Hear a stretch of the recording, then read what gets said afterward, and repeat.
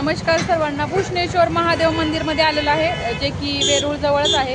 वेरूळची लेणी बघून झाली, तुम्ही बघितलं असेल मागच्या ब्लॉगमध्ये. आता आम्ही भूषणेश्वरला दर्शनासाठी आलो, ते गाडी लावण्यासाठी. आणि इथं आहे ना वेरूळला आणि अजिंठ्याला अशा बॅग वगैरे खूप छान भेटतात, बघू शकता. आता आम्ही मंदिरमध्ये जातोय दर्शनासाठी. हा बरं, दर्शन घेऊन आल्यावर घेऊ आर्या.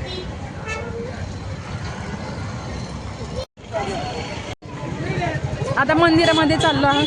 श्रावण महिन्यामध्ये तर एवढी गर्दी असती ना, इथं खूप गर्दी असती श्रावणमध्ये. आणि खूप जुनं 12 ज्योतिर्लिंगापैकी एक आहे हे मंदिर. खूप मोठं आणि खूप छान. श्रावण महिन्यात तर एवढी गर्दी असती आणि परत दर्शन सुद्धा होत नाही श्रावण महिन्यामध्ये. खूप गर्दी असती. तर हे बघा इथं किती किती छान शंख वगैरे आणि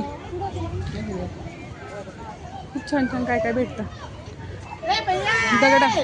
दगडांपासून बनलेले हार वगैरे धातू नसतात का, ते तसे बनतात, भेटतात.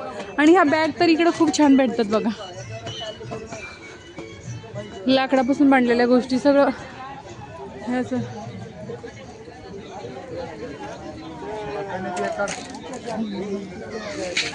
आता आर्या खेळणे बघू, खेळणे घ्यायचं म्हणून ते बघा लागली ओरडायला. हा घेऊ आर्या, घेऊ. वेगवेगळे पेढे ते मिठाई पण खूप छान छान वेगवेगळी असते.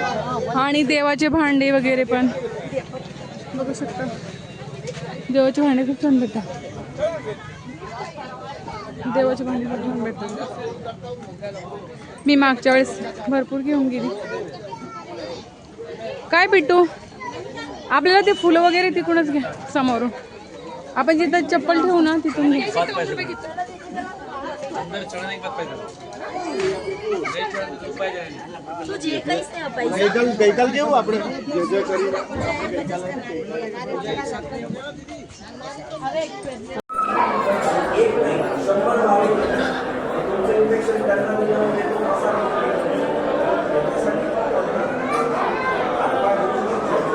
भूषणेश्वर महादेव मंदिर दर्शन घ्या. मध्ये अलाउड नाही बघा. चला चलो. हे मंदिर आहे, मध्ये मोबाईल अलाउड नाही बघा.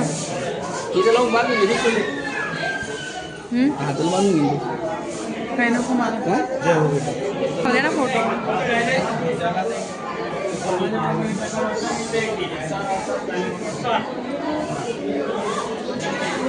मध्ये मोबाईल अलाउड नाही आहे ना तुझा.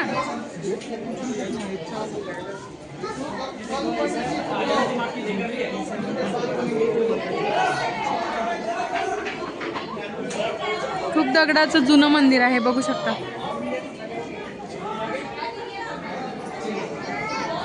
ए आरू, अरे थांब थांब, तुझे शूज आहे तिकडे आर्या. हे जे मंदिर आहे ना, तर 12 ज्योतिर्लिंगापैकी आहे बरं का भूषणेश्वर महादेव मंदिर वेरूळ. बघू शकता, खूप छान दगडाचं मंदिर आहे. आर्या इकडे ये. मध्ये मोबाईल अलाउड नाही आहे, बाहेरूनच घेतला आम्ही. हे बघा.